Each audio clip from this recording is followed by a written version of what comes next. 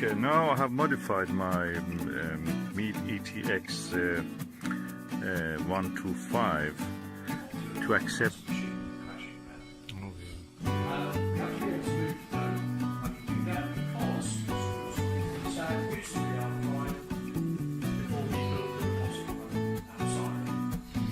This one's a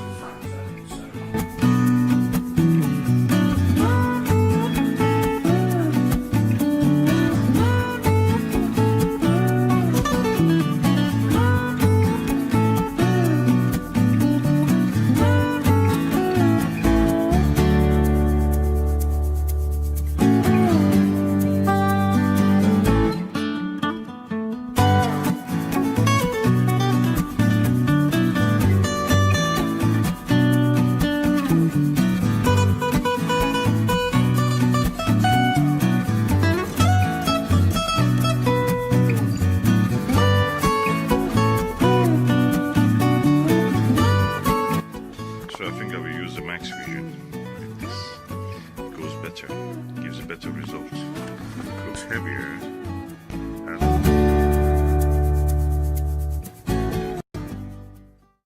This is a 12-inch Dobsonian telescope made by SkyWatcher, and as you can see, it's quite large. But this is not the whole length of it.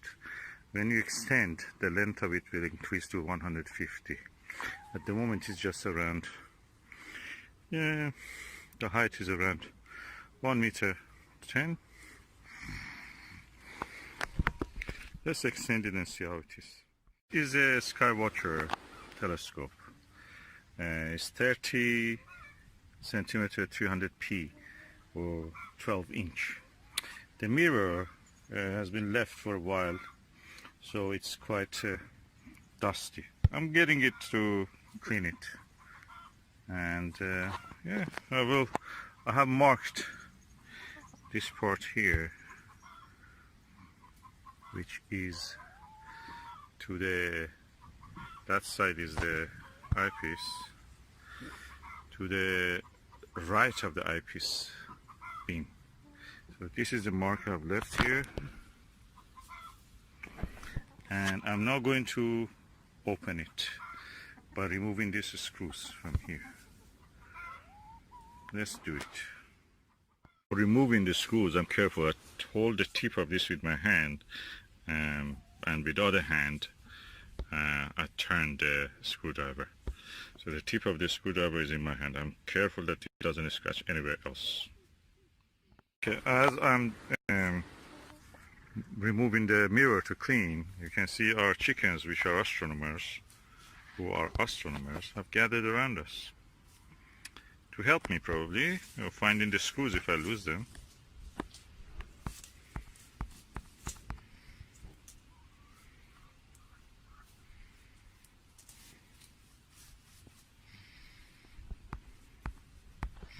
SkyWatcher and Chicken Whisperer. Now removed all the 6 screws, and I'm ready to separate the mirror. Before that, I will put a towel around under it so I can just collect it like that safely, hopefully. I put all the screws in this side bag of this rucksack so they're safe. I take now the towels out. Our chickens very curious about what happens next, and I'm sure they're curious to see how it will happen. Look, she has gone near the eyepiece. Oh yeah, go for the eyepiece. Go baby, I know you're an astronomer. You like cosmology. The moment of the truth, the whole mirror has came off. As you can see, the mirror has lots of dust on it. It was laying on the somewhere, and a little bit of the blemish you can see also near the donut here. That's the center of the mirror roughly. So I will clean it and return it back. And that's how the inside of the tube looks now after I remove the telescope mirror. This is the mirror of the telescope, 12-inch. You have already seen I cleaning a 8-inch one. This is 10 centimeter bigger than that. 4-inch, around 4-inch.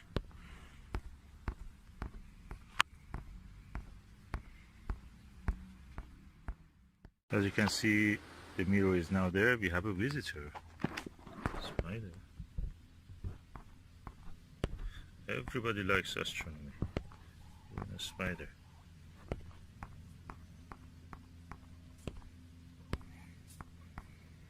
Anyway, this is the second towel, and I'm going now to cover it and take it gently to home with me.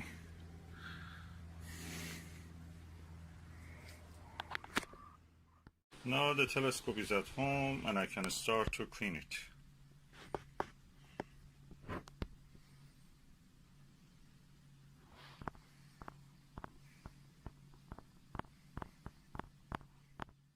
Okay, now I am going to wash this. For washing, first I have to remove this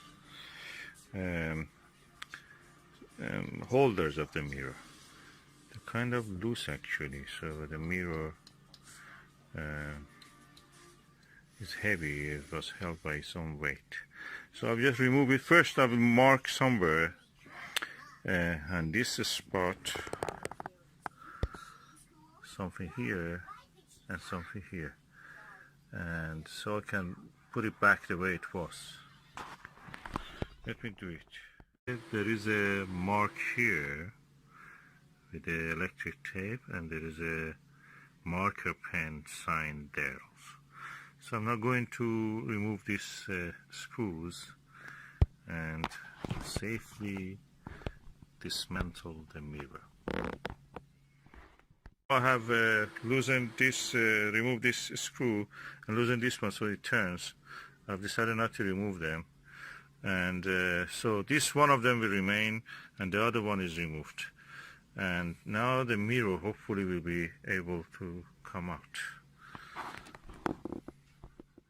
I've transferred the mirror to the kitchen, and this is the mark that I had, and I will put it in the top.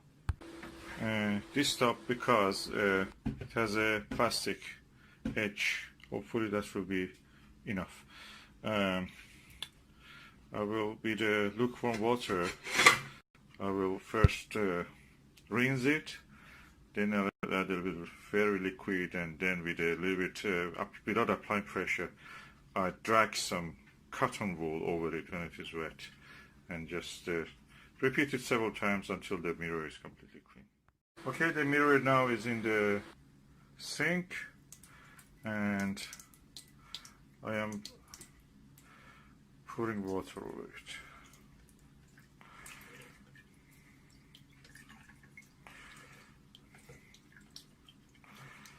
Probably it was better if I could submerge it. I may try actually to remove this bucket, remove this and just submerge it. Let me see if I can do that. Yeah, it seems it works. Okay, now I just use the water, tap water, lukewarm tap water, to rinse the mirror. I can see the mark which was there is already gone. So that was just probably somebody's ice cream or donut. A little juice of it.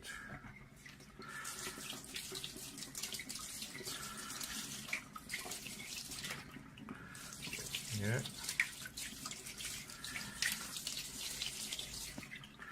Okay, I will do this. I will turn the mirror a little bit just to make sure that all corners of it is receiving the water.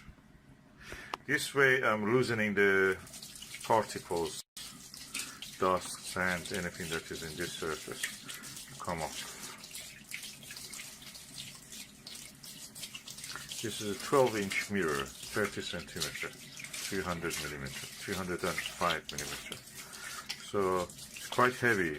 I can easily say this is around 3 kilos or more. Already I see some improvement. So I'll continue. You can see now I put a plastic, the plug there, and rubber plug, and now I'm going to actually submerge now, and I will stop the water now and put some cotton bud. Just let them soak into the water. One there, and one here, one there. When they're completely soaked, I would drag them without applying any pressure. Just drag them, kind of brush movement, very gentle, trying to remove any loose particle that is already loosened by the soap and the water. I just added a few of these drops of this fairy liquid, and that's it, washing up liquid, right, that you use for cleaning dishes in the kitchen. And now I will start to clean. What I will do, as you can see, these are completely soaked, so I just gently back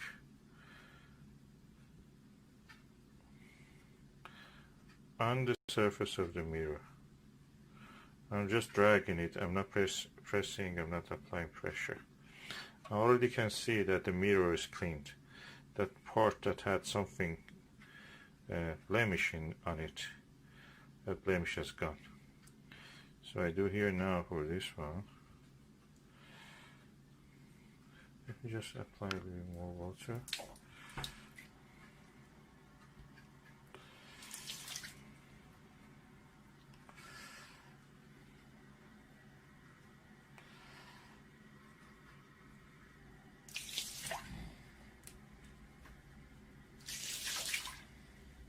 Again, lukewarm water, of course.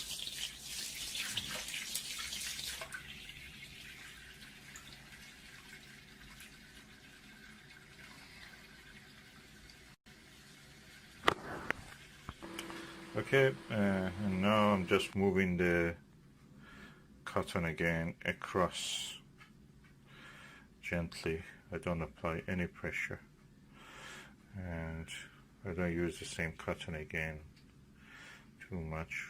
If there is any grit or sand, I don't want to drag it on the surface of the mirror to cause some scratch, which is undesirable in this situation. I have another piece of cotton here. So I'm really delighted. I thought that center part near the donut, that center, was actually a blemish in the aluminium coating. It's not. It's just something, probably a little ice cream.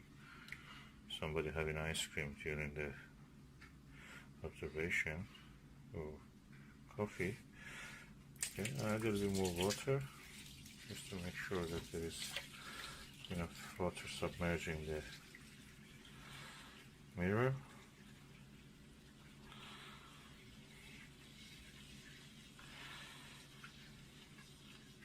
And gently moving.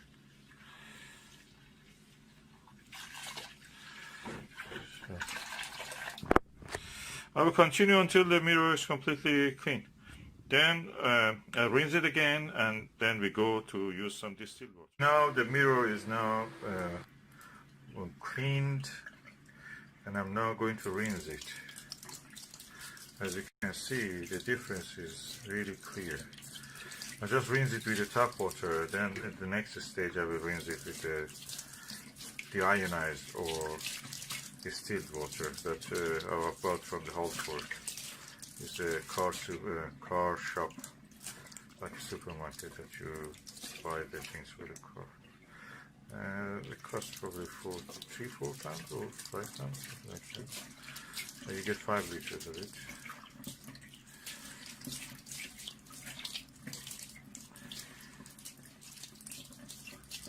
So why we are using distilled water? Because this water that we are using, we live in South England.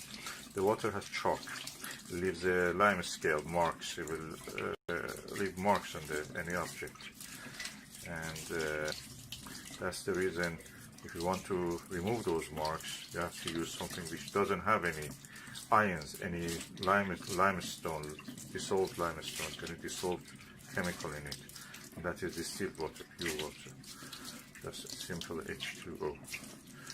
And that will not leave any mark. Then we'll let it to dry. I'll show you what I will do.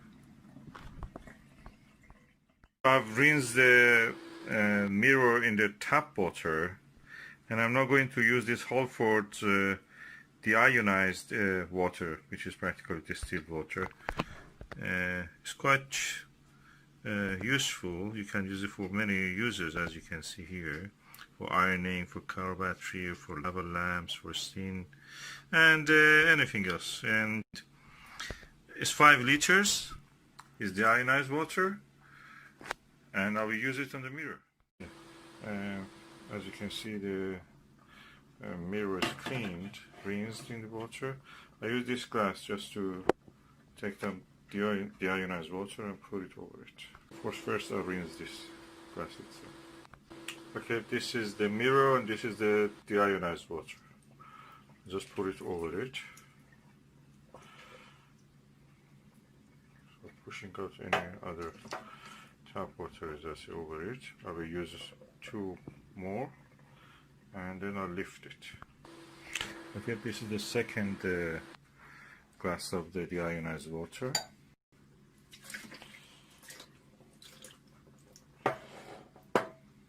I'm careful not to drop anything on the mirror.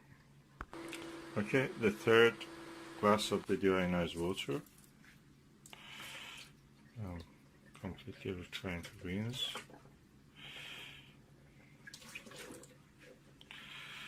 And as you can see, the mirror is relatively clean now. I'm just taking it now, completely clean actually. I'm taking it now to the towel, and then I will come with the hair dryer to dry.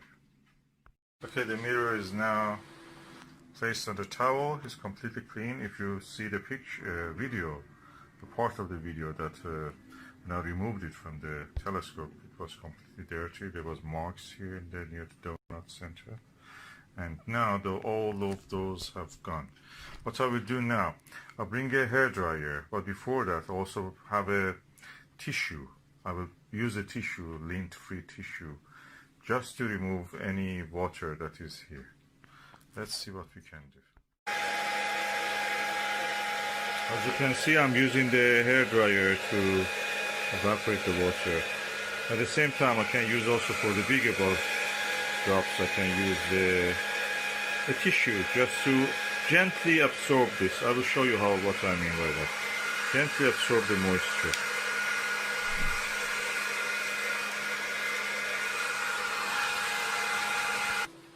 So for example, there is a drop here. Just gently try to absorb that moisture, yeah, to the tissue. Okay, they come to it easy. So repeat this for all these little drops.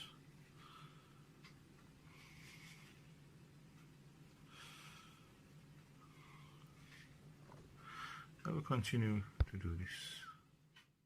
Okay, as you can see, the mirror is now cleaned. It's shiny. Mirrors over time, degrade anyway, and there is some effect of it anyway. You cannot avoid that, but generally it's in better condition than it was before cleaning it. And yeah, hopefully it will serve another 10-20 years, and then probably will be recoated.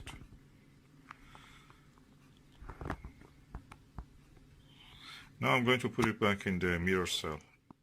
I want to show you that this is the mirror and how thick it is. This is more than 1 inch. It's around 3 centimeters. And the back of it is this. So, quite chunky piece of glass. And this is the front of it. As you can see, it's clean, lovely. As you can see, the mirror is now back. That's the arrow that I had. That's the mark. I have to rotate it slightly because this edge of the arrow was at this point. So first I will turn this, put it here. Then I will slightly turn this mirror this way. Okay, I have now adjusted the arrow exactly on the same spot that it was. That is important because we have to collimate it the way that it was. Putting the first of the screws that I removed and gently turning it on. And I will do this for all the 3 supports. To avoid accidental damage, I just tighten the screws by hand as much as I can. Then for the parts that I cannot really is too tight, then I will use the screwdriver just to avoid any accidental damage. So I do all this for all these screws. Stage I use the screwdriver and I hold the tip in my hand, and with the other hand I just turn the screwdriver and tighten them. Here is back the way it was. Now I just use the air blower just to blow any dust that is left over it when I was working on it. And then probably because I have to transfer it to the tube, and the tube is not in this place, I will use a cling film on top of it just to make sure that there is no accidental, damage or dirt falling on it. I just use this air blower and loose particles maybe removed. And I have a very soft brush also here. If I see anything that is loose, I can remove it. Tiny blemishes like this one doesn't affect the performance, I just leave them. That's it, the mirror is done now. It's ready for the next stage, which is installing it on the tube. Dobsonian 12-inch, 30 centimeter, 305 millimeter mirror, telescope mirror. Now covered half of the mirror with the cling film. I will cover the other half with the cling film also.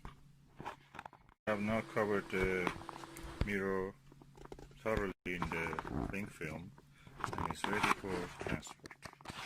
I now covered the mirror in the cling film thoroughly, and is ready to be covered in the towel and transferred to the optical tube assembly and installed there. Covered now with the towel until later that I'll transfer it to the tube. So from towel to the towel. I'm carrying the mirror to where it should be installed. It is now here, as you can see, and it's absolutely clean. It's like new. Now I'm going to bring the tube and install the mirror. So it was a good idea to actually cover it with a cling film. So I have covered the end part of the mirror with this plastic bag, as you can see here, and I'm now going to install it. So what you see is the secondary mirror.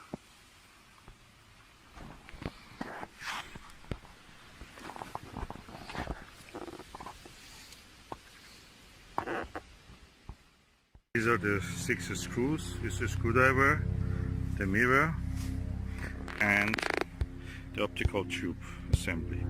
So I'm going to install it into that. Let's go and see what we can do. And I'm going to put it exactly the same screw which is here marked by that tiny scratch, and the similar scratch in the mirror cell that you can see again here. And first I will remove the screws, bring the screws, I remove one of them. This is the screw.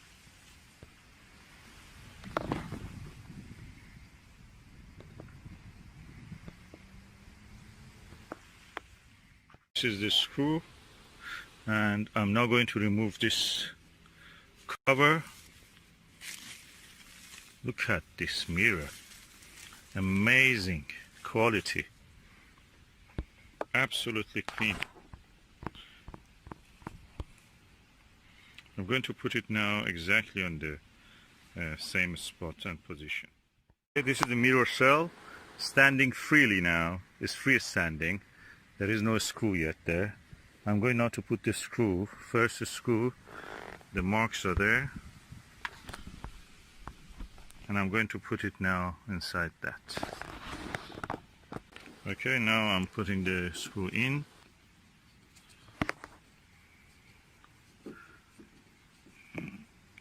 And that's the first screw. I have 5 more to do. SkyWatcher 12-inch 305mm telescope is now washed, cleaned, and put back in his mirror cell and at the bottom of the optical tube assembly, ready to go on the mounting cradle. Dobsonian telescope, massive. This is the maximum that you can have as a telescope and yet be movable and portable. 14-inch one is too big, too heavy to carry on. To use without any single-handed or with any kind of equipment, trolley like sack truck or something like that. Now I have put the telescope inside the cradle, and this knob, which is a tension handle, could be on the side, which is a SkyWatcher return, and if you turn you will see the eyepiece holder. So the eyepiece itself will be in this side. It's easy now to move and adjust the tension. So this is the way it should be. When you look, eyepiece, tension bar, and the eyepiece holder. If you put it the other way around, that is wrong. You cannot move it in a correct way. I've extended the telescope to its full height, and this is around 1.5 meter high now. I'll put the eyepiece and just we'll have a first light with this. I have to collimate it, of course, and that is another story. When you move the telescope, no matter what you do, it has to be collimated.